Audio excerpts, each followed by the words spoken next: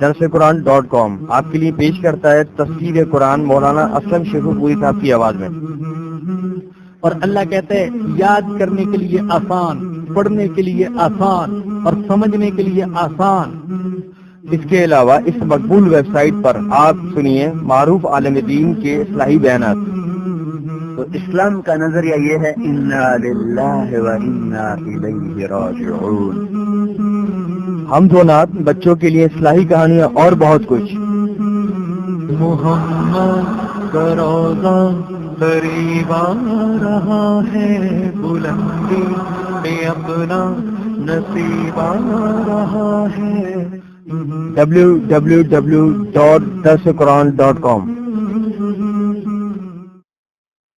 الحمد لله وحده والصلاة والسلام على من لا نبي بعده، أما بعد فأعوذ بالله من الشيطان الرجيم، بسم الله الرحمن الرحيم۔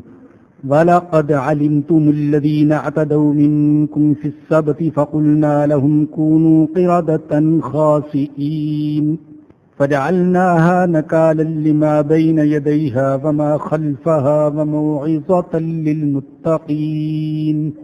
وَإِذْ قَالَ مُوسَى لِقَوْمِهِ إِنَّ اللَّهَ يَأْمُرُكُمْ أَن تَذْبَحُوا بَقَرَةً قالوا أتتخذنا هزوا قال أعوذ بالله أن أكون من الجاهلين۔ صدق اللہ العظیم۔ آج کے درس میں آپ کے سامنے سب سے پہلی آیت جو تلاوت کی گئی یہ سورۃ البقرہ کی آیت نمبر 65 ہے۔ جیسے پہلی آیات میں ذکر بنی اسرائیل کا تھا، اسی طریقے سے آج کے درس میں بھی ذکر اور خطاب بنی اسرائیل ہی سے ہے۔ فرمایا کہ وَلَقَدْ عَلِمْتُمُ الَّذِينَ اعْتَدَوْا مِنْكُمْ فِي السَّبْتِ، اور تم یقیناً جانتے ہو ان لوگوں کو جنہوں نے تم میں سے ہفتے کے بارے میں حد سے تجاوز کیا۔ فَقُلْنَا لَهُمْ كُونُوا قِرَدَةً خَاسِئِينَ، تو ہم نے ان سے کہا ذلیل بندر بن جاؤ۔ یہاں اجمالی طور پر اللہ نے بیان کیا، اور سورۃ البقرہ سے پہلے جو صورتیں نازل ہوئیں ان میں اس واقعے کو ذرا تفصیل سے بیان کیا گیا، جس واقعے کے پس منظر میں انہیں ذلیل بندر بننے کا حکم دیا گیا۔ سورہ آراف میں اللہ فرماتے ہیں وَاسْأَلْهُمْ عَنِ الْقَرْيَةِ الَّتِي كَانَتْ حَاضِرَةَ الْبَحْرِ، آپ ان سے سوال کیجئے اس بستی والوں کے بارے میں جو سمندر کے کنارے رہتے تھے۔ بحیرہ قلزم کے کنارے یہ بستی تھی جسے تورات میں ایلا کہا گیا اور آج کل اسے عقبہ کہتے ہیں، اور یہ مشہور بندرگاہ بھی ہے۔ ان لوگوں نے خود اللہ کے نبی سے درخواست کی کہ اللہ سے کہیے کہ وہ ہفتے میں ایک دن ہمارے لیے آرام کا مقرر کر دے اور اس کو مقدس قرار دے دے۔ چنانچہ اللہ نے یوم السبت، ہفتے کا دن، ان کے آرام کے لیے، عبادت کے لیے مقرر فرما دیا اور اس دن کو مقدس قرار دے دیا۔ جیسے کہ عیسائیوں کے لیے یوم الاحد اتوار کا دن، یہودیوں کے لیے یوم السبت ہفتے کا دن، اور الحمدللہ ہمارے لیے یوم الجمعہ جمعے کا دن، جو کہ افضل الایام ہے، سارے دنوں سے افضل۔ اور بنی اسرائیل کو حکم دیا کہ ہفتے کے دن کوئی معاشی سرگرمی میں حصہ نہ لو۔ انہیں وعدہ کر لیا ہفتے کے دن عبادت کیا کریں گے، دکانیں بند رکھیں گے، کاروبار نہیں کریں گے، معاشی سرگرمیوں کو روک دیں گے۔ اور ادھر اللہ پاک نے ان کے آزمانے کے لیے یہ کیا کہ ہفتے کے دن سمندر میں مچھلیاں بہت زیادہ آ جاتی اور دوسرے دنوں میں نہیں آتی تھیں۔ مچھلیوں کو دیکھ دیکھ کر منہ میں پانی آتا، دوسری طرف اللہ کا وعدہ بھی یاد آتا، وعدہ کر چکے ہیں کوئی معاشی سرگرمی نہیں دکھائیں گے، کاروبار نہیں کریں گے، محنت مزدوری بھی نہیں کریں گے، بس اس دن کو خالص عبادت کے لیے اور آرام کے لیے مخصوص رکھیں گے، تو اس آزمائش میں وہ ناکام ہو گئے، قدم پھسل گئے۔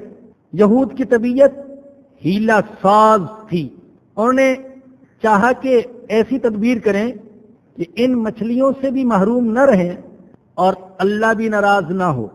چنانچہ انہوں نے سمندر کے کنارے بڑے بڑے حوض بنا دیے۔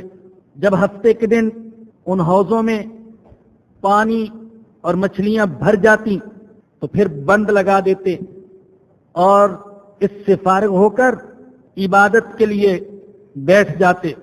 اب انہوں نے ان کے اندر 3 گروہ بن گئے۔ ایک گروہ وہ تھا جو اس قسم کی ہیلا سازی بھی نہیں کر رہا تھا اور کرنے والوں کو منع بھی کر رہا تھا، اللہ کے حکم کی خلاف ورزی نہ کرو، تھوڑے سے معاشی فائدے کی خاطر اللہ کا وعدہ نہ توڑو، اللہ کو ناراض نہ کرو۔ دوسرا گروہ وہ تھا جو خود تو اس قسم کی حرکت نہیں کر رہے تھے، لیکن اس برائی میں جو لوگ مبتلا تھے ان کو منع بھی نہیں کر رہے تھے، بلکہ منع کرنے والوں کو روک رہے تھے۔ لِمَ تَعِظُونَ قَوْمًا اللَّهُ مُهْلِكُهُمْ أَوْ مُعَذِّبُهُمْ عَذَابًا شَدِيدًا، کہتے تم کیوں سمجھاتے ہو ایسے لوگوں کو جن کو اللہ ہلاک کرنے والا ہے یا جنہیں اللہ سخت ترین عذاب دینے والا ہے، سمجھانے کا کیا فائدہ؟ تو یہ امر بالمعروف اور نہی عن المنکر کرنے والے، یہ دعوت کا کام کرنے والے، یہ تبلیغ کرنے والے، یہ حق کی بات سنانے والے، ان کے اس سوال کے جواب میں کہتے معذرتاً الی ربکم ولعلہم یتقون، ہم ان کو جو روک رہے ہیں ایک تو اس لیے کہ کل قیامت کے دن اگر اللہ نے پوچھا کہ تمہاری نظروں کے سامنے میرے حکموں کو توڑا جا رہا تھا تو کیا تم نے توڑنے والوں کو منع کیا تھا، تو ہم اللہ کے حضور معذرت پیش کر سکیں، عذر پیش کر سکیں کہ ہاں اللہ ہم نے سمجھانے کی کوشش کی تھی جو ہمارے بس میں تھا۔ ایک تو اللہ کے سامنے عذر پیش کرنے کے لیے ہم ان کو سمجھاتے ہیں، اور دوسرے وَلَعَلَّهُمْ يَتَّقُونَ، اور دوسرا مقصد یہ ہے ہو سکتا ہے ان میں سے کسی کے دل پر ہماری بات کا اثر ہو جائے اور وہ اللہ کے حکم کو توڑنے سے اور مقدس دن کی بے حرمتی سے باز آ جائے۔ یہ 2 گروہ، اور تیسرا گروہ جو اس برائی میں مبتلا ہو چکا تھا۔ یہ 3 گروہ اللہ کہتے ہیں فَلَمَّا نَسُوا مَا ذُكِّرُوا بِهِ أَنجَيْنَا الَّذِينَ يَنْهَوْنَ عَنِ السُّوءِ، جب وہ میرے حکم کو بھول گئے تو جو برائی سے روکنے والے تھے ان کو تو ہم نے بچا لیا۔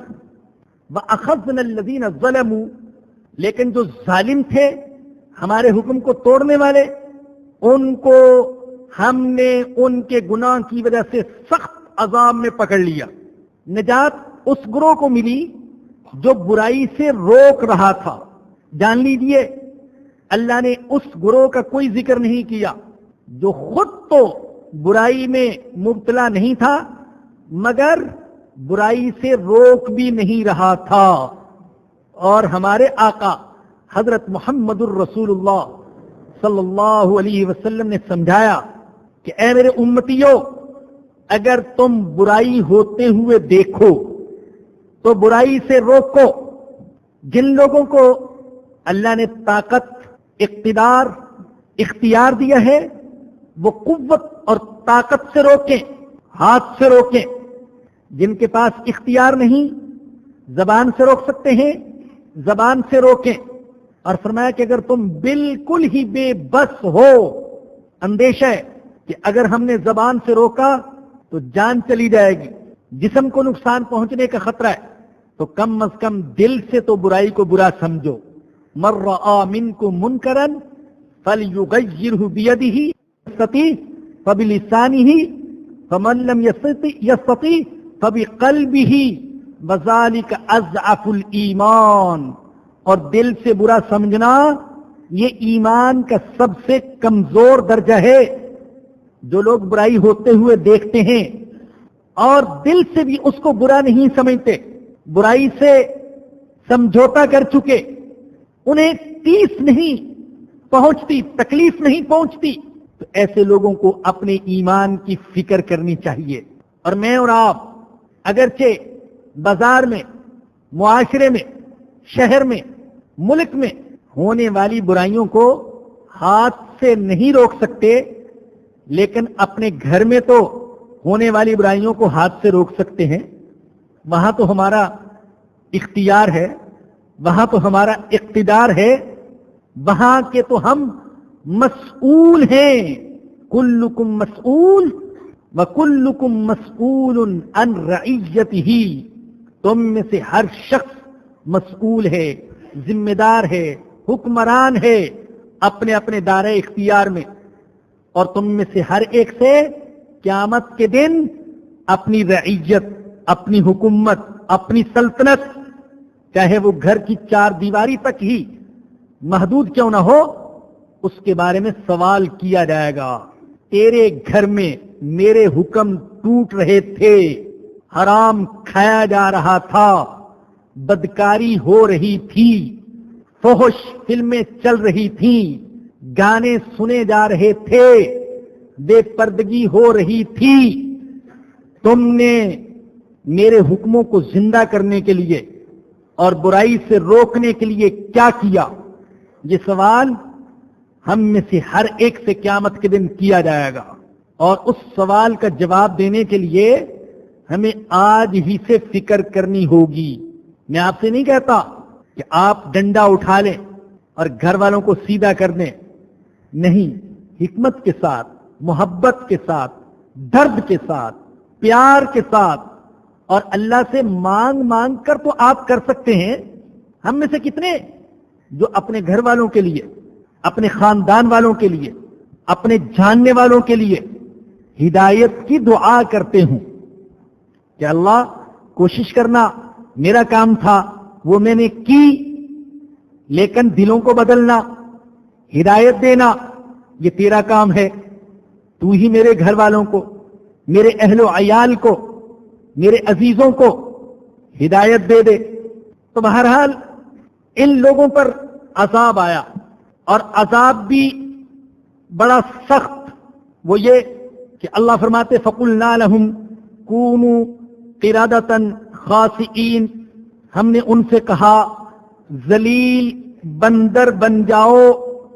دوسری جگہ فرمایا وَجَعَلَ مِنْهُمُ الْقِرَدَةَ وَالْخَنَازِيرَ، ہم نے ان میں سے بعض کو بندر بنا دیا اور بعض کو خنزیر بنا دیا۔ کہا جاتا ہے جو بوڑھے تھے ان کو خنزیر بنا دیا گیا، اور جو بندر تھے، نقالی کی عادت اور مزاج رکھنے والے، ان کو بندر بنا دیا گیا۔ کیا واقعی وہ خنزیر اور بندر بنا دیے گئے تھے؟ یہ سوال تفسیروں میں زیر بحث آیا ہے، اور اکثر مفسرین کی رائے یہی ہے کہ ہاں، واقعی ان کی صورتیں مسخ کر کے ان کو بندر اور خنزیر بنا دیا گیا تھا، اور اللہ ایسا کرنے پر قادر ہے۔ اگر وہ ابتدا میں ایک کو انسان، ایک کو حیوان، ایک کو بندر، ایک کو کتا اور ایک کو خنزیر بنا سکتا ہے، تو بعد میں بھی ان میں سے جسے چاہے اسے بدل کر کوئی دوسری صورت بنا سکتا ہے، اور یہ عقلاً بھی محال نہیں ہے۔ بہت سے لوگ جو ڈارون کا نظریہ تسلیم کرتے ہیں، جو یہ کہتے ہیں کہ انسان کا جد امجد بندر اور بنمانس ہے، کہ ترقی کرتے کرتے انسان بندر اور بنمانس تک پہنچا، اور وہاں سے ترقی کرتے کرتے پھر انسان بن گیا، تو اگر نیچے سے اوپر کی طرف ترقی ہو سکتی ہے تو اوپر سے نیچے کی طرف بھی ترقی ہو سکتی ہے۔ جس کو ترقی معکوس کہتے ہیں، الٹی ترقی. اگر ہم تو اس نظریے کو تسلیم نہیں کرتے، جو تسلیم کرتے ہیں ان کی رائے کی روشنی میں بات کر رہا ہوں. اگر ایسا ہو سکتا ہے کہ بندر ترقی کرتے کرتے انسان بن جائے، تو پھر ایسا بھی ہو سکتا ہے کہ انسان پستی میں اترتے اترتے بندر بن جائے. ہم نے ان کو ذلیل بندر بنا دیا. اکثر مفسرین کی رائے یہی، اور بعض مفسرین فرماتے ہیں کہ یہ سوری مسخ نہیں تھا، مانوی مسخ تھا. یعنی صورتیں تو انسانوں جیسی تھیں، لیکن ان کے اخلاق اور ان کی عادات وہ بندروں اور خنزیروں جیسی تھی. اور یہ چیز تو انسانوں میں عام پائی جاتی ہے، حیوانوں والی صفات. بہت سے انسانوں کے اندر حیوانوں والی صفات. ایسے بھی انسان ہیں، 2 ٹانگوں والے انسان، جن کے اندر خنزیر جیسی دیوسی اور بے حیائی، بندر جیسی نقالی، سانپ جیسے وہ زہریلے، اور بچھو کی طرح ہر ایک کو ڈنک مارنے والے، اور اونٹ جیسے کینہ پرور، اور چیتوں اور شیروں جیسے آدم خور، درندوں جیسے آدم خور، طوطوں جیسی بے وفائی، طوطا چشمی. اگرچہ وہ نظر انسان آتے ہیں لیکن اندر سے حیوان ہیں. اور درندے، حضرت مولانا علی میاں صاحب اللہ ان کی قبر پر کروڑوں رحمت نازل فرمائے، انہوں نے ایک جگہ فرمایا کہ اس انسان کے اندر پورا جنگل آباد ہے اور بہت سے درندے اس کے اندر چھپے ہوئے ہیں. اگر اللہ کا ڈر نہ ہو اور ایمان کا نور نہ ہو تو یہ انسان درندوں سے زیادہ خطرناک ثابت ہوتا ہے. یہ تو اللہ کا ڈر ہے جس کے سینے میں، اور ایمان کا نور ہے جس کے سینے میں، وہ ان درندوں کو لگام دیے ہوئے ہے. جب انسان درندگی پر اترتا ہے، آپ نے دیکھا کہ پھر اس کی درندگی کے سامنے جنگل کے درندوں کی درندگی ماند پڑ جاتی ہے. پچھلے دنوں میں نے اخبار میں پڑھا، آپ نے بھی شاید پڑھا ہوگا جو دیکھنے والے ہیں اخبار. میں تو دنگ رہ گیا کہ ایک کسٹم آفیسر کے حوالے سے لکھا تھا. ظاہر ہے کہ جو کسٹم آفیسر ہوگا بڑا پڑھا لکھا، لیکن اس نے غصے میں آ کر ڈنڈے مار مار کر اپنی بیوی کو بھی ہلاک کیا اور اپنے 2 بیٹوں کو بھی ڈنڈے مار مار کر ہلاک کیا، جن میں سے ایک بیٹا 6 سال کی عمر کا. اپنے 6 سال کی عمر کے بیٹے کو جس نے ڈنڈے مار مار کر ہلاک کیا ہوگا، آپ کہہ سکتے ہیں اس کے اندر انسانیت ہوگی. اور عیدی ٹرسٹ کا ملازم جس کا کام ہی مردوں کو غسل دینا ہے، وہ کہتے ہیں میں نے نامعلوم کیسی کیسی لاشوں کو غسل دیا ہے کہ اب عادت ہو گئی ہے، کبھی کسی لاش کو دیکھ کر رونا نہیں آتا. گلی ہوئی لاشیں بھی ہوتی ہیں، جلی ہوئی بھی ہوتی ہیں، کٹی پھٹی بھی ہوتی ہیں، لیکن اس بچے کو دیکھ کر مجھے بھی رونا آ گیا. تو انسان جب دہشت اور درندگی پر اترتے تو درندوں کی درندگی اس کے سامنے ہیچ رہ جاتی ہے. تو مانوی اعتبار سے، باطنی اعتبار سے یہ درندگی کل بھی تھی، آج بھی انسان کے اندر ہے. یہ جو بے گناہ آبادیوں پر بم پھینک کر آنن فانن چشم زدن میں ہزاروں سینکڑوں مردوں، عورتوں، بوڑھوں، بچوں، بیماروں سب کو ہلاک کر دیتے ہیں، کیا یہ جنگل کے درندوں سے کم درندے ہیں جنہوں نے افغانستان میں تباہی مچائی، عراق میں تباہی مچائی، فلسطین میں سال ہر سال سے تباہی مچا رہے، کشمیر میں درندگی دکھا رہے؟ کیا یہ جنگل کے وحشیوں سے کم وحشی ہے؟ نہیں، ان سے کہیں بڑے وَلَقَدْ عَلِمْتُمُ الَّذِينَ اعْتَدَوْا مِنْكُمْ فِي السَّبْتِ، اور تحقیق تم جانتے ہو اپنے میں سے ان لوگوں کو جو ہفتے کے بارے میں حد سے بڑھ گئے تھے، بس ہم نے ان سے کہا ذلیل بندر بن جاؤ۔ یہاں یہ بھی عرض کرنا چاہوں گا، انہوں نے ہفتے کے دن کا تقدس پامال کیا تھا۔ ہم میں سے کتنے ہیں جو جمعے کے دن کا تقدس پامال کرتے ہیں؟ وہ تو ہفتے کے پورے دن میں پابند تھے کہ معاش سے کٹے رہیں، دکان سے کٹے رہیں، تجارت سے کٹے رہیں، عبادت میں لگے رہیں۔ ہمیں تو 1 یا 2 گھنٹے کے لیے حکم، لیکن ہم اس حکم کی بھی پابندی نہیں کرتے ہیں اور ہیلے بہانے سے کوشش کرتے ہیں کہ جمعے کی عبادت سے کسی نہ کسی طریقے سے اپنے آپ کو بچا سکے۔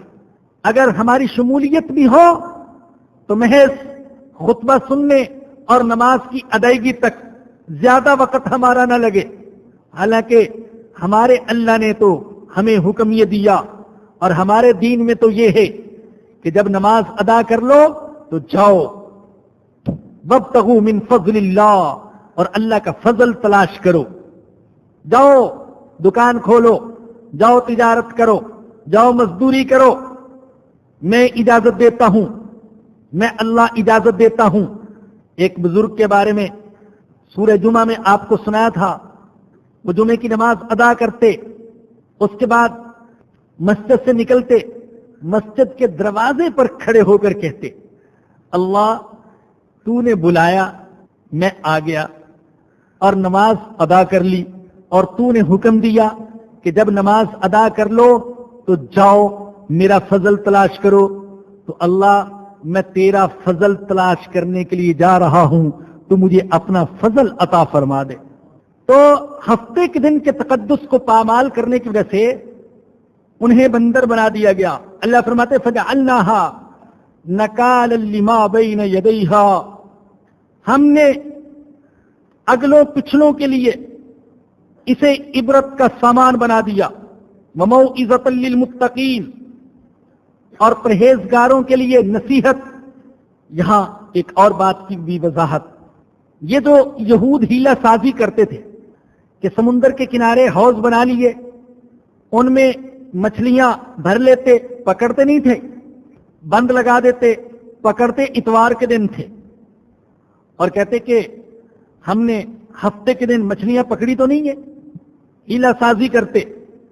لیکن اللہ تو جانتے ہیں ہم میں سے بہت سارے وہ ایک دوسرے کو دھوکہ دے سکتے ہیں، لیکن اللہ کو دھوکہ نہیں دے سکتے۔ اللہ جانتا ہے اس کے اندر عبادت کا اور میرے حکم کی اطاعت کا کتنا جذبہ ہے، کتنا ذوق ہے۔ یہ ہیلہ سازی یہود کی فطرت تھی۔ نبی اکرم صلی اللہ علیہ وسلم نے فرمایا، اللہ نے یہود پر چربی کو حرام کیا کہ چربی کا استعمال کرنا تم پر حرام ہے، تو انہوں نے یہ کیا کہ چربی کو پگھلا کر بیچ دیتے۔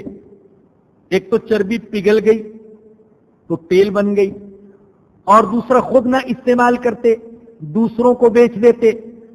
کہا جاتا کہ تمہیں تو چربی سے منع کیا گیا، کہتے ہم نے تو چربی استعمال نہیں کی، ہم نے تو بیچی ہے، دوسرے استعمال کر رہے ہیں۔ تو یہ ہیلہ سازی کرتے اللہ کے حکم پر عمل سے بچنے کے لیے۔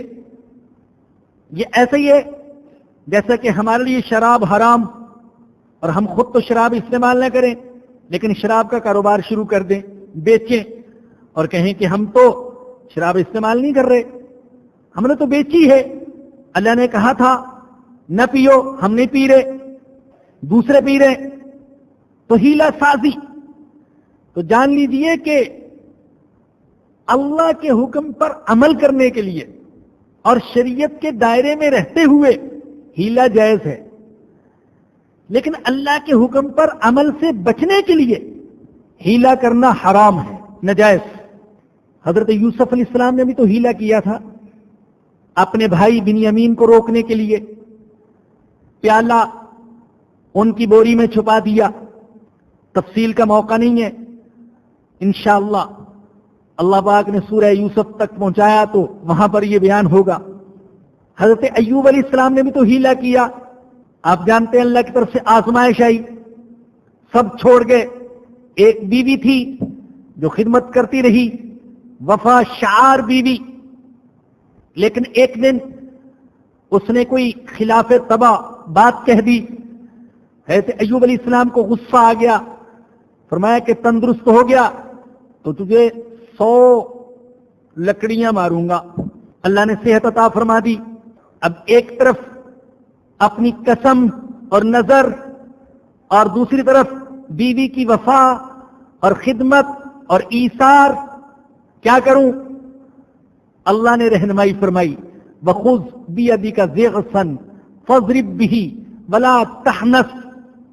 اے ایوب ایسا کرو کہ 100 چھڑیوں کا ایک گٹھا لے لو اور ایک دفعہ اپنی بیوی کو مار دو، تمہاری قسم بھی پوری ہو جائے گی اور بیوی پر زیادتی بھی نہیں ہوگی، اس کی وفا اور محبت کی توہین بھی نہیں ہوگی. یہ تو ہے دائرہ شریعت میں رہتے ہوئے اللہ کے حکم سے اللہ کے نبیوں کا ہیلا اور تدبیر کرنا. لیکن اللہ کے حکموں پر عمل کرنے سے بچنے کے لیے ہیلا کرنا یہ ناجائز. جیسے سنا ہے کہ بعض لوگ زکوٰۃ کی ادائیگی سے بچنے کے لیے ہیلا کرتے ہیں. زکوٰۃ کے لیے شرط ہے حولان حول، یعنی سال کا پورا ہو جانا. اب اس کے پاس، شوہر کے پاس 10 لاکھ روپے ہیں، 11 مہینے گزر گئے، 11.5 مہینے گزر گئے، بلکہ 11 مہینے 28 دن ہو گئے، 1 یا 2 دن رہ گئے.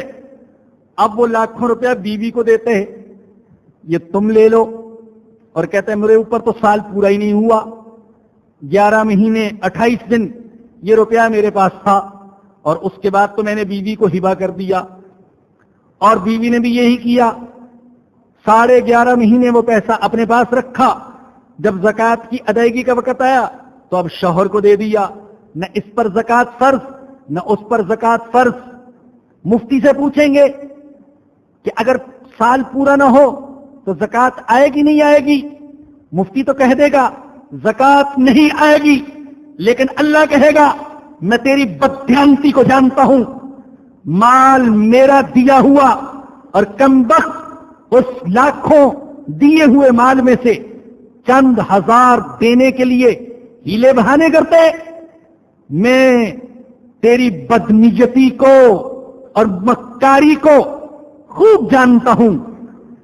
مفتی کا فتویٰ ہر جگہ نہیں چلتا. بہت سی چیزیں ایسی ہیں کہ وہاں بندہ اللہ کو جواب دہ ہوتا ہے، بلکہ اصل میں تو ہم اللہ ہی کے سامنے جواب دہ ہیں. مفتی کے سامنے تو ہم جواب دہ نہیں ہیں، خود مفتی اللہ کے سامنے جواب دہ ہے، ہم اس کے سامنے جواب دہ کیا ہوں گے؟ تو یہ ہیلا سازی ان کی فطرت تھی، یہود کی. تو اگر مسلمان اس کو اختیار کرے تاکہ عمل کرنے سے بچ سکے، زکوٰۃ دینے سے بچ سکے، حج کی فرضیت سے بچ سکے، کسی ہیلے سے حرام کو اپنے لیے حلال کر سکے، تو یہ غلط. فرمایا کہ ہم نے اگلوں اور پچھلوں کے لیے اسے عبرت بنا دیا اور پرہیزگاروں کے لیے نصیحت بنا دی. علامہ علوسی رحمت اللہ علیہ روح المعانی والے، انہوں نے اس مقام پر بڑا عجیب نقطہ لکھے ہیں. فرماتے ہیں کہ اللہ نے عبادتوں کے لیے خاص ہیئت کا حکم دیا ہے، خاص صورت. ہر عبادت کی ایک خاص صورت ہے، کا ایک خاص وقت ہے. اسی متعین وقت میں اسی خاص ہیئت کے ساتھ عبادت کرنا ضروری ہے تاکہ دل کی ظلمت دور ہو اور دل میں نور پیدا ہو. اور جو ایسا نہیں کرتے، جس ہیئت کے ساتھ اور جس وقت میں اللہ نے اس عبادت کے کرنے کا حکم دیا اس طریقے سے نہیں کرتے، تو ان کا نور استعداد ضائع ہو جاتا ہے، اور وہ بھی اصحاب سبق کی طرح اندر سے مسخ ہو کر رہ جاتے ہیں، اور ان کے اندر جانوروں والے اوصاف پیدا ہو جاتے ہیں۔ اور یہاں یہ بات بھی جان لیں، یہود تورات پڑھتے تھے لیکن تورات پر عمل نہیں کرتے تھے۔ صرف پڑھنا کافی نہیں ہے، مانتا ہوں اور جانتا ہوں کہ یہ عظیم کتاب مقدس قرآن کریم وہ ہے جس کو ہاتھ لگانا بھی ثواب ہے محبت کے ساتھ، اور عقیدت کے ساتھ دیکھنا بھی ثواب ہے، اور پیار کے ساتھ چومنا بھی ثواب ہے، اور اخلاص کے ساتھ سینے سے لگانا بھی ثواب ہے، اللہ کی رضا کی نیت سے پڑھنا بھی ثواب ہے۔ لیکن یاد رکھیے اصل مقصد تو اس کتاب کا یہ ہے اسے پڑھا جائے اور عمل کیا جائے۔ حضرت ابو سعید خدری رضی اللہ تعالیٰ عنہ سے روایت ہے کہ نبی اکرم صلی اللہ علیہ وسلم نے فرمایا، ان من شر الناس رجلا فاسقا لا يقرأ ان من شر الناس رجلا فاسقا يقرأ القرآن لا يرعوي الى شيء منه۔ انسانوں میں سے بدترین انسان وہ ہے جو فاسق ہے، قرآن کو پڑھتا ہے لیکن قرآن کے کسی مضمون سے متاثر نہیں ہوتا اور کسی حکم پر عمل کرنے کے لیے آمادہ نہیں ہوتا۔ تو ہم ایسا نہ ہو کہ یہود کی طرح بن جائیں، قرآن کو پڑھے تو صحیح، طرزیں لگا لگا کر، کانوں پر ہاتھ رکھ رکھ کر اور گا گا کر، لیکن عمل نہ کریں۔ اللہ ہمیں ایسے لوگوں میں سے نہ بنائے۔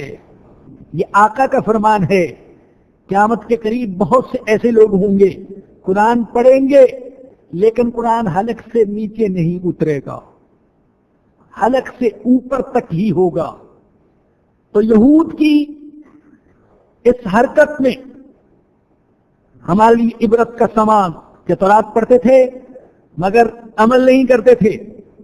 ان کی ایک اور حرکت، ایک اور جرم، وَإِذْ قَالَ مُوسَىٰ لِقَوْمِهِ، اور یاد کیجئے جب موسیٰ علیہ السلام نے اپنی قوم سے کہا، إِنَّ اللَّهَ يَأْمُرُكُمْ، بے شک اللہ تمہیں حکم دیتے، أَن تَذْبَحُوا بَقَرَةً، ایک گائے ذبح کرنے کا، ایک گائے ذبح کرو۔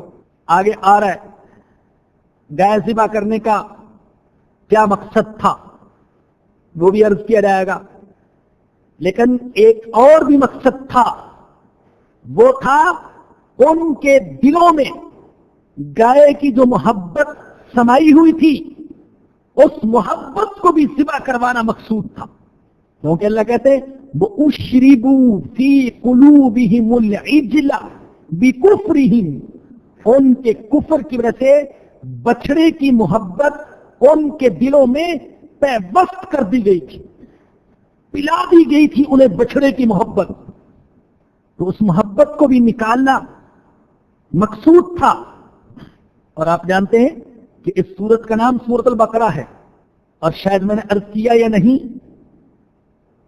سورت میں تو مختلف مضامین لیکن اس کا نام سورۃ البقرہ رکھا گیا اسی واقعے کی طرف اشارہ کرنے کے لیے، اور اس واقعے کو نمایاں کرنے کے لیے کہ اللہ کے مقابلے میں ہر محبت کو قربان کرنا ہوگا۔ لا وصول الى المطلوب الا بإيثار المحبوب، اس مقصود اور مطلوب تک انسان نہیں پہنچ سکتا جب تک کہ اپنی محبوب چیزوں کی قربانی نہ دے۔ کہا گائے کو ذبح کرو، دلوں میں گائے کی محبت، بڑا احترام، گائے سے بڑی عقیدت، یہ ایسے ہی جیسے آج ہندوؤں سے کہا جائے گائے کو ذبح کرو، گائے کا پیشاب پینے والے، اس کے گوبر کی تعظیم کرنے والے، گائے کو سلام کرنے والے، وہ کہیں گے ارے یہ کیسا حکم دے رہے ہو؟ گائے کو، ماتا کو، اس کو ذبح کریں؟ بنی اسرائیل بھی کہنے لگے قالوا اتتخذنا ہزوا، موسیٰ علیہ السلام سے کہتے ہیں کیا آپ ہم سے مذاق کر رہے ہیں؟ کیا گائے بھی کوئی ذبح کرنے کی چیز ہے؟ قال اعوذ باللہ ان اکون من الجاہلین، حضرت موسیٰ علیہ السلام نے فرمایا میں اللہ کی پناہ مانگتا ہوں کہ میں جاہلوں میں سے ہو جاؤں۔ مزاح کرنا، خوش طبعی کرنا، دل لگی کرنا، یہ تو ہمارے آقا کی سنت ہے۔ ہمارے آقا دل لگی کرنے والے تھے، ہمارے آقا کے چہرے پر مسکراہٹ کھیلتی رہتی تھی اور دل غم سے بھرا ہوا۔ امت کا غم، انسانیت کا غم، ایک ایک فرد کا غم، آخرت کی جواب دہی کی فکر، دل تو حزن و الم اور فکر سے بھرا ہوا، لیکن چہرے پر مسکراہٹ۔ آپ جانتے ہیں کہ یہ کتنا مشکل کام ہے؟ نیچے آگ ہو اور اوپر ٹھنڈک ہو، یہ کیسا مشکل کام، لیکن آقا کے لیے اللہ نے اس مشکل کو آسان فرما دیا۔ دل تو اتنا غم سے بھرا ہوا، اللہ کہتے ہیں لعلک باخع نفسک الا یکونوا مؤمنین، یہ ایمان نہ لائے تو کیا آپ جان ہی قربان کر دیں گے؟ اور چہرے پر ہر وقت مسکراہٹ، تبسم، مذاق بھی کرتے، دل لگی بھی کرتے، لطائف و ظرائف بھی بیان ہوتے، اشعار اور حکایات بھی سنے جاتے، تو مزاح اور خوش طبعی تو جیس، لیکن اللہ کے حکموں کے ساتھ استہزاء یہ جاہلوں کا شیوا اور حرام ہے۔ اور جان لیجئے بعض اوقات یہ استہزاء انسان کو اسلام کے دائرے سے خارج کر دیتا ہے۔ بہت سے لوگ ایسے ہیں سنتوں کا مذاق اڑا دیتے ہیں، داڑھی کا مذاق، ٹخنوں سے اوپر شلوار رکھنے کا مذاق، اذان کا مذاق، مسجد کا مذاق، نماز کا مذاق، کسی کے ماتھے پر محراب ہو تو اس کا مذاق، علماء کا مذاق، صلحاء کا مذاق، اللہ کے نیک بندوں کا مذاق۔ وہ لوگ جان لیں کہیں ایسا نہ ہو مذاق ہی مذاق میں وہ ایمان سے محروم ہو جائیں۔ حضرت موسیٰ علیہ السلام سے جب انہوں نے کہا کہ آپ ہمارے ساتھ مذاق کر رہے ہیں، حضرت موسیٰ علیہ السلام نے کیا فرمایا؟ ارے اللہ کے حکموں کے ساتھ مذاق کرنا یہ تو جاہلوں کا کام ہے، میں تو اللہ کے نبی ہوں، کیا میں نبی ہو کر مذاق کروں گا؟ اعوذ باللہ، میں اللہ کی پناہ مانگتا ہوں، ان اکون من الجاہلین، یہ کہ میں جاہلوں میں سے ہو جاؤں۔ قالوا ادع لنا ربک یبین لنا ما ہی، بچنا چاہتے ہیں گائے کو ذبح کرنے سے، اور آپ سن چکے طبیعت، فطرت، ہیلا ساز، مکار قوم کل بھی تھی، آج بھی ہے اور رہے گی۔ اللہ کی لعنت ہے اس قوم پر۔ بچنا چاہتے ہیں، حضرت موسیٰ علیہ السلام سے کہتے ہیں ادع لنا ربک، بلائیے ہمارے لیے اپنے رب کو، یبین لنا، وہ بیان کرے، ماہیا، وہ گائے کیسی ہو۔ حضرت موسیٰ علیہ السلام نے تو اللہ کا ایک حکم سنایا تھا، پیغام پہنچایا تھا، کوئی بھی گائے ذبح کر دیتے اللہ کا حکم پورا ہو جاتا، لیکن پوچھتے ہیں بلائیے اپنے رب کو، بیان کرے کیسی ہو گائے۔ فَإِنَّهُ يَقُولُ، اللہ کے نبی نے فرمایا کہ میرا اللہ کہتے ہیں إِنَّهَا بَقَرَةٌ، وہ ایسی گائے ہو، لا فارض، نہ بڑیا، بلا بکر، نہ بچیا، بن بیاہی، بچی نہ ہو، اوان بین ذالک، ان دونوں کے درمیان ہو، نہ بڑیا نہ بالکل بچی، بلکہ درمیانی عمر کی بالکل نوجوان۔ فَافْعَلُوا مَا تُؤْمَرُونَ، ارے کر گزرو جس کا تمہیں حکم دیا جا رہا ہے۔ پھر سوال کیا قَالُوا ادْعُ لَنَا رَبَّكَ يُبَيِّن لَنَا مَا لَوْنُهَا، کہنے لگے ہمارے لیے اپنے رب کو بلاؤ، اپنے رب سے پوچھو، وہ بیان کرے ہمارے لیے گائے کا رنگ کیسا ہونا چاہیے؟ قال انه يقول، ہمارے بے شک اللہ کہتے انها بقرۃ صفراء فاقع، وہ گائے گہرے زرد رنگ کی ہو، لونها تسر الناظرین، اس کا رنگ دیکھنے والوں کو بھلا معلوم ہوتا ہو، یا پچھلے کے ساتھ اس کو لگا لیں، بقرۃ صفراء فاقع لونها، وہ گہرے زرد رنگ کی ہو، تسر الناظرین، دیکھنے والوں کو اچھی معلوم ہوتی ہو۔ اب بھی انہیں اطمینان نہیں ہوا، پھر کہتے ہیں قالوا ادع لنا ربک یبین لنا ما ہی، بلائیے ہمارے لیے اپنے رب کو، وہ مزید وضاحت کرے کہ وہ گائے کیسی ہو۔ ان البقر تشابہ علینا، اس لیے کہ گائے کے بارے میں ہمیں اشتباہ ہو گیا ہے، وَإِنَّا إِنشَاءَ اللَّهُ لَمُهْتَدُونَ، اور اگر اللہ نے چاہا تو ہم اس گائے تک پہنچ جائیں گے۔ آخری بار کہا انشاءاللہ، اگر اللہ نے چاہا تو ہم اس گائے تک پہنچ جائیں گے۔ بہت سے حضرات نے لکھا کہ انشاءاللہ کی برکت تھی کہ اب جو جواب دیا گیا تو خاموش ہو گئے، پھر اس کے بعد سوال نہیں کیا اور واقعی گائے کو ذبح کرنے کے لیے تیار ہو گئے۔ قال، حضرت موسیٰ علیہ السلام نے فرمایا انہ یقول، میرا اللہ کہتے ہیں انہا بقرۃ، وہ ایسی گائے ہو لا ذلول، جس سے خدمت نہ لی جاتی ہو، تثیر الارض، نہ زمین میں ہل چلاتی ہو، بلا تسقی الحرث، نہ کھیتی کو پانی دیتی ہو، مسلمۃ، صحیح سالم ہو، لا شیۃ فیہا، اس میں کوئی داغ دبا نہ ہو۔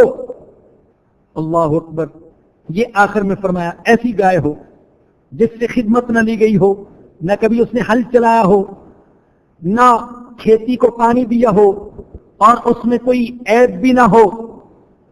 واللہ عالم، بعض تفسیروں میں لکھے ہے کہ اسرائیلی عام طور پر عبادت کے لیے اسی طرح کی گائے کو منتخب کیا کرتے تھے، اور اللہ چاہتا تھا کہ اسی گائے کو ان سے ذبح کروایا جائے جس قسم کی گائے کو عبادت کے لیے منتخب کرتے ہیں۔ سوال کرتے کرتے وہیں پر آ گئے، خود سوال کیے اور اپنے آپ کو مشکل میں پھنسا لیا، اور جان لیجیے اسی لیے ہمارے آقا حضرت محمد الرسول اللہ صلی اللہ علیہ وسلم نے منع فرمایا تشدد فی الدین سے، دین میں خود اپنے لیے مشکلات پیدا کرنا اور بال کی کھال اتارنا اور زیادہ اونچا اڑنا اور زیادہ سوال کرنا، اس سے نبی اکرم صلی اللہ علیہ وسلم نے منع فرمایا۔ بخاری اور مسلم میں حضرت ابو ہریرہ رضی اللہ عنہ سے روایت ہے، رسول اکرم صلی اللہ علیہ وسلم نے فرمایا ما نہیتکم عنہ فاجتنبوہ، میں نے جن کاموں سے منع کیا ان سے باز آ جاؤ، وما امرتکم بہ فأتوا منہ ما استطعتم، جن کاموں کا حکم دیا اپنی طاقت کے مطابق ان پر عمل کرو۔ فإنما أهلك الذين من قبلكم، فإنما أهلك الذين، اللہ نے ہلاک کر دیا ان لوگوں کو جو تم سے پہلے تھے، ان کو ہلاک کر دیا۔ کس چیز کی وجہ سے؟ کس چیز نے ان کو ہلاک کیا؟ کثرت مسائلہم، زیادہ سوال کرنے میں، واختلاف انبیائہم، اور اپنے انبیاء کے ساتھ اختلاف کرنے نے ان کو ہلاک کر دیا۔ اور یہ روایت بھی بخاری اور مسلم میں ہے، نبی اکرم صلی اللہ علیہ وسلم نے فرمایا اللہ تمہارے لیے چند چیزوں کو نام کرتے ہیں وہ کیا؟ وَكَرِهَ لَكُمْ قِيلَ وَقَالَ وَكَثْرَةَ السُّؤَالِ وَإِضَاعَةَ الْمَالِ، اللہ کیل و کال کو، خام خواہ کا بحث مناظرہ اور کثرت سوال اور مال ضائع کرنے کو اللہ منع کرتا ہے۔ مثلا ایسی چیزوں کے بارے میں سوال جو اللہ نے بندوں سے پوشیدہ رکھی ہے، کوئی پوچھتا ہے روح کی حقیقت کیا ہے، تقدیر کا راز کیا ہے، تو اس طرح کے سوال کرنا یہ جائز نہیں، اور ضد کے طور پر، اناد کے طور پر، استہزاء کے طور پر سوال کرنا یہ بھی جائز نہیں، پہیلیوں جیسے سوال کرنا یہ بھی جائز نہیں، اور جن کی ضرورت نہیں، ان میں کوئی فائدہ نہیں، فرضی قسم کے سوال یہ بھی جائز نہیں، یا جس کے حلال اور حرام کے بارے میں شریعت خاموش ہے ان کے بارے میں سوال کرنا یہ بھی جائز نہیں۔ بعض لوگ ہوتے تفسیر میں بڑی گہرائی میں جانے کی کوشش کرتے ہیں، تعمق، تشدد، دور دراز کے اقوال تلاش کریں گے۔ عوامی سی بات بتاتا ہوں، ویسے تو بہت ساری مثالیں ہیں لیکن فوری طور پر یہی سن لیں کہ بعض حضرات کہتے ہیں کچھ لوگوں نے اس پر بحث کی، اصحاب کہف کے ساتھ جو کتا تھا وہ نر تھا یا مادہ تھا، اس کا رنگ کیسا تھا، کالا تھا یا سفید تھا، اور وہ شکاری تھا یا پالتو تھا، گھریلو تھا۔ عجیب و غریب قسم کے سوال جن کا کوئی فائدہ ہی نہیں، جن کی کوئی ضرورت نہیں، تو زیادہ گہرائی میں جانا اور ایسے سوال کرنا کہ معلوم ہوئے کہ یہ انسان نہیں ہے، کوئی فرشتہ ہے آسمانوں پر اڑنے والا۔ اللہ اکبر۔ قال انه يقول انها بقرة لا ذلول تصير الارض ولا تسقي الحرث مسلمة لا شية فيها، صحیح سالم ہو وہ گائے، اس میں کوئی داغ دبا نہ ہو۔ قالوا الآن جئت بالحق، کہنے لگے اب تم نے صحیح بات بتائی ہے، اب تم حق لے کر آئے ہو۔ معاذ اللہ، انداز دیکھیں، گویا کہ اللہ کے نبی نے جو پہلے بات بتائی تھی وہ حق نہیں تھی اور وہ صحیح نہیں تھی۔ طبیعت میں استہزاء، تمسخر اللہ کے حکموں کا، اللہ کے نبیوں کا، کہتے اب صحیح بات لے کر آئے ہو۔ فَذَبَحُوهَا، اللہ کہتے ہیں گائے کو ذبح کر دیا۔ وَمَا كَادُوا يَفْعَلُونَ، ورنہ وہ ایسا کرتے معلوم نہیں ہوتے تھے۔ رویے سے تو ایسا معلوم ہوتا تھا کہ وہ گائے ذبح نہیں کریں گے، لیکن بہرحال انہوں نے ذبح کر ہی دیا۔ وَإِذْ قَتَلْتُمْ نَفْسًا، اور یاد کرو جب تم نے ایک شخص کو قتل کر دیا، فَادَّارَأْتُمْ فِيهَا، پھر تم اس کے بارے میں جھگڑنے لگے۔ یہاں گائے ذبح کرنے کا ایک دوسرا پہلو اللہ نے بیان کیا، یعنی اللہ کی قدرت کا اظہار۔ بعض تفسیروں میں واقعہ یہ لکھا ہے ایک شخص لا ولد تھا، اس کے بھتیجے نے اسے قتل کر دیا وراثت پر قبضہ کرنے کے لیے، اور پھر اس کی لاش اٹھا کر کسی اور کے دروازے پر ڈال دی۔ صبح آپس میں جھگڑا ہونے لگا، دونوں فریقوں نے اسلحہ نکال لیا، قریب تھا کہ لاشیں گرنے لگتی کہ بعض سمجھدار لوگ بیچ میں آئے، انہوں نے کہا لڑتے کیوں ہو، اللہ کے نبی موجود ہیں، حضرت موسیٰ علیہ السلام، ان کے سامنے معاملہ رکھو۔ حضرت موسیٰ علیہ السلام کے سامنے معاملہ رکھا تو آپ نے فرمایا گائے ذبح کرو اور گائے کے گوشت کا کچھ حصہ اس مردے کے ساتھ لگاؤ۔ چنانچہ انہوں نے ایسا ہی کیا تو وہ مقتول زندہ ہو گیا، اور اس نے زندہ ہو کر گواہی دی کہ میرا قاتل فلاں ہے۔ جس بات کو مخفی رکھنا چاہتے تھے اللہ نے اس کو ظاہر کر دیا، اور پھر انہی دنوں بعض لوگ مرنے کے بعد والی زندگی کے بارے میں شک کر رہے تھے اور جھگڑے کر رہے تھے۔ اللہ نے اس واقعے کے ذریعے سے بتا دیا کہ اگر میں ایک مرنے والے کو زندہ کر سکتا ہوں تو سارے مرنے والوں کو زندہ کر سکتا ہوں. وَإِذْ قَتَلْتُمْ نَفْسًا، اور یاد کرو جب تم نے ایک شخص کو قتل کر دیا، فَادَّارَأْتُمْ فِيهَا، پس تم اس کے بارے میں جھگڑنے لگے. وَاللَّهُ مُخْرِجٌ مَا كُنْتُمْ تَكْتُمُونَ، اور اللہ کو ظاہر کر دینا تھا جو تم چھپا رہے تھے. فَقُلْنَا اضْرِبُوهُ بِبَعْضِهَا، ہم نے حکم دیا مقتول کی ناش کو اس گائے کے ایک حصے سے ضرب لگاؤ. کذالک یحیی اللہ الموتى، اسی طریقے سے اللہ مردوں کو زندہ کرتے. ویریکم آیاتہ، اور تمہیں اپنی نشانیاں دکھاتے. لعلکم تعقلون، تاکہ تم سمجھدار بن جاؤ، تاکہ تمہیں عقل آ جائے. اللہ مجھے اور آپ سب کو دینی عقل، ایمانی عقل، آخرت والی عقل، اللہ کو راضی کرنے والی عقل عطا فرمائے. وآخر دعوانا الحمدللہ رب العالمین. یہ ہمارے بھائی ہیں افضل صاحب، آج کر لانے لے جانے کی بھی ذمہ داری ان کی ہے. فرماتے ہیں کہ میری اہلیہ کے دماغ کا آپریشن ہونے والا ہے. تمام سامعین سے دعا کی درخواست ہے. میں ذاتی طور پر بھی سب سے درخواست کرتا ہوں کہ ضرور ان کی اہلیہ کے لیے دعا فرمائے. استخارہ کے بارے میں وضاحت فرمائے، اور یہ بھی کہ استخارہ دوسرے سے کروانا جائز ہے یا نہیں. استخارہ نبی اکرم صلی اللہ علیہ وسلم کی سنت ہے، اور استخارے کا طریقہ کتابوں میں مذکور ہے. میری رائے یا میرا مشورہ تو یہی ہے کہ استخارہ آپ خود کیا کریں.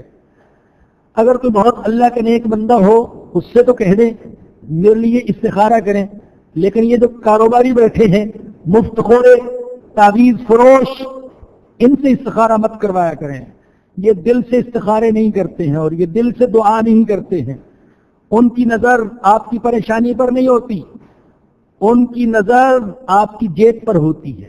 یہ جو اشتہار لگے ہوئے ہیں کہ ہم سے استخارہ کروائیں، تو یہ غلط ہے. پچھلے ہفتے ایک خاتون نے سوال کیا تھا کہ ان کے شوہر نے ان کو یوں کہہ دیا کہ تم میری بہن جیسی ہو. تو اس کو زہار کہتے ہیں. زہار میں یہ ہوتا ہے کہ جب تک کفارہ نہ دے اس وقت تک بیوی کے قریب جانا جائز نہیں ہے. اور زہار کا کفارہ یا تو غلام آزاد کیا جائے، جو آج کل ہے نہیں، یا 2 مہینے کے روزے رکھے جائے. ہم تو 1 مہینے کے روزے بڑی مشکل سے رکھتے ہیں، 2 مہینے کے کون رکھے گا. اور یا پھر 60 مسکینوں کو کھانا کھلائے. یہ آسان ہے، اس پر عمل کیا جا سکتا ہے. الحمدللہ رب العالمین والصلاة والسلام علی سید الانبیاء والمرسلین. ربنا ظلمنا انفسنا وان لم تغفر لنا وترحمنا لنكونن من الخاسرین. یا رحمان رحم فرما، یا غفار بخش دے، یا کریم کرم فرما، یا ستار ہمارے گناہوں پر پردہ ڈال دے، یا تواب ہماری توبہ قبول فرما لے، یا رزاق ہمیں رزق عطا فرما، یا مغنی تو ہمیں غنا عطا فرما، یا معز تو ہمیں عزت عطا فرما، یا رقیب یا حفیظ تو ہماری حفاظت فرما. دشمنوں سے، حاسدوں سے، دہشت گردوں سے، شیطان سے، نفس سے، چوروں ڈاکوؤں سے اللہ ہم سب کی حفاظت فرما. ہمارے اہل و عیال کی حفاظت فرما. اللہ کرم فرما. اللہ ہم بہت عاجز ہیں، اللہ بہت کمزور ہیں. اللہ تو کمزوروں والا معاملہ فرما. اللہ ہم فقیر ہیں، اللہ تو فقیروں والا معاملہ فرما. اللہ ہم پر رحم فرما. اللہ ہم قابل رحم ہیں، اللہ ہم پر رحم فرما. اللہ ہمارے حالات کو بدل دے، جذبات کو بدل دے، دلوں کو بدل دے، دل بدل دے. اللہ ہمارے گھرانے بدل دے، ہمارے اہل و عیال کو بدل دے. اللہ یہاں آنے والے مردوں کو، خواتین کو بدل دے. اللہ پکے مومن بنا دے، مسلمان بنا دے، تجھ سے ڈرنے والے بنا دے.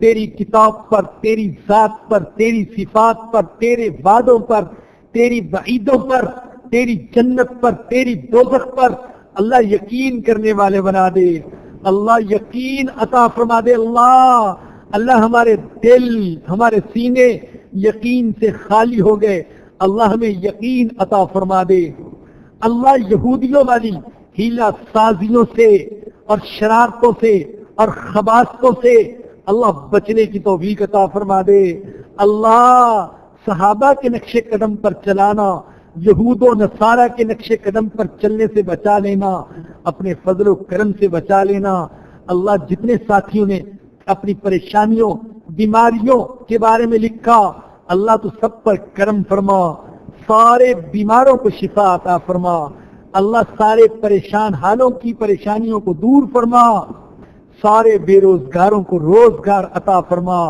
اللہ ہمارے رزق میں برکت عطا فرما، اللہ جو والدین اپنی نوجوان اولاد خصوصاً بیٹیوں کے رشتوں کے سلسلے میں پریشان ہیں، اللہ تو مناسب رشتے آسان فرما، اللہ آسان فرما، اپنے فضل و کرم سے آسان فرما، اور تیرے نبی کی سنت کے مطابق سادگی کے ساتھ رشتے کرنے کی توفیق عطا فرما، اللہ زندگی کے ہر شعبے میں تیرے پیارے نبی کی پیاری سنتوں کو زندہ کرنے کی توفیق عطا فرما دے، اللہ ہماری دعاؤں کو قبول فرما لے، ٹوٹی پھوٹی دعاؤں کو قبول فرما لے، اور اللہ مرتے دم تک ان ہاتھوں کو تیرے سامنے اٹھانے کی توفیق عطا فرما دے، اللہ تو اپنے گھر کا بھکاری بنائے رکھنا، اللہ بھکاری بنائے رکھنا، اللہ غیروں کے در کا بھکاری نہ بنانا، اللہ تو اپنے در کا بھکاری بنا لینا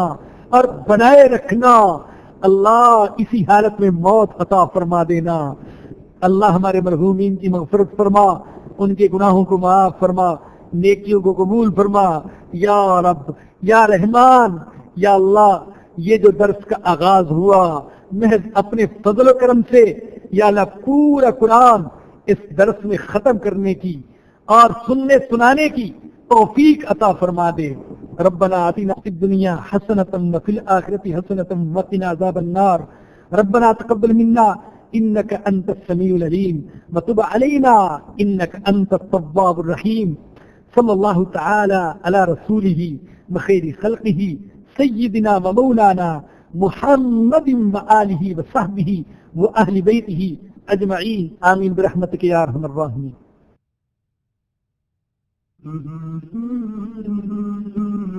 درسقرآن.com آپ کے لیے پیش کرتا ہے تفسیر قرآن مولانا اسد شیخ پوری صاحب کی آواز میں، اور اللہ کہتا ہے یاد کرنے کے لیے آسان، پڑھنے کے لیے آسان اور سمجھنے کے لیے آسان۔ اس کے علاوہ اس مضمون ویب سائٹ پر آپ سنیے معروف عالم دین کے اصلاحی بیانات۔ تو اسلام کا نظریہ یہ ہے انا للہ و انا الیہ راجعون، ہم کو نات بچوں کے لیے اصلاحی کہانیاں اور بہت کچھ۔ محمد روزہ قریب آ رہا ہے، اپنا نصیب آ رہا ہے، www.درسقرآن.com